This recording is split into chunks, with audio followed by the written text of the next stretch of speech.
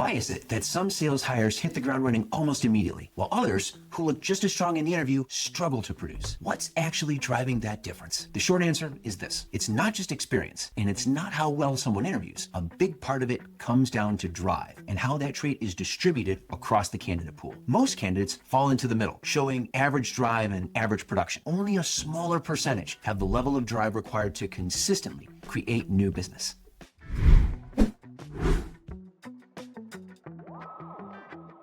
I'm Dr. Chris Croner, author of Never Hire a Bad Salesperson Again and principal of SalesDrive, where we help companies hire salespeople with the drive to grow revenue. In this video, I'll break down what that distribution looks like, why true high drive salespeople are harder to find than most companies expect, and what that means for how you should hire if your goal is predictable revenue growth. Across the general population, as I mentioned, most candidates show average sales potential. They can follow a process. They can manage existing relationships. They can perform in structured roles. But generating new revenue requires something more specific. It requires consistent initiative, persistence, and the ability to operate without immediate reinforcement. And our research shows only about 20% of candidates naturally operate that way. So if you're hiring for account acquisition roles, you're hiring from a narrower slice of the market than it appears. Now, there are a few key reasons for that. First, the underlying traits. High drive individuals, that 20% of the population, tend to be more achievement-oriented, more competitive, and more resilient. Those tendencies aren't evenly distributed. Second, rejection tolerance. In new business development, rejection is part of the job, not the exception. Most people will slow down or avoid activities that create repeated rejection. Some don't,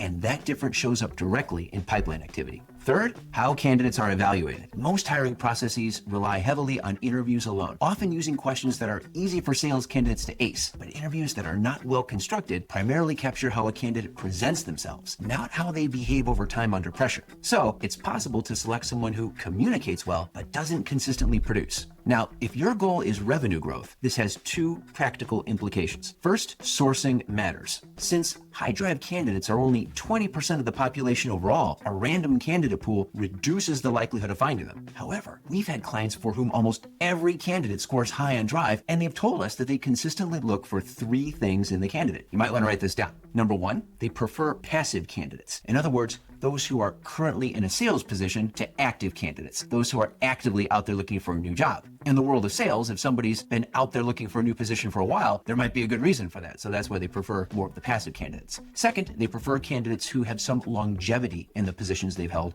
as opposed to job hoppers. Of course, some candidates may move around a bit immediately after school as they find their bearings. However, if a candidate's entire resume is filled with 6-month or 1-year tenures, since we know the best predictor of future behavior is previous behavior, we can anticipate that their stay with your company will be short-lived too. Third, they look for some sort of metrics to show that the candidate has previously been successful, including commission statements and President's Club awards. Of course, check the laws in your state for what you can request. Filtering matters. If you're not evaluating for drive directly, you're making inferences based on indirect signals. That introduces variability into hiring decisions and variability into sales performance. You need to combine a well-constructed sales assessment with a well-constructed behavioral interview. So when companies improve both the candidate flow and the evaluation process, the outcome is usually more consistent pipeline development and more predictable revenue contribution from new hires. If you're hiring for a sales role and want more clarity on whether a candidate is likely to produce, it helps to measure the traits that drive that outcome. We're offering a free assessment that evaluates drive as part of the hiring process. You can access it using the link below. Just click the link right below the video.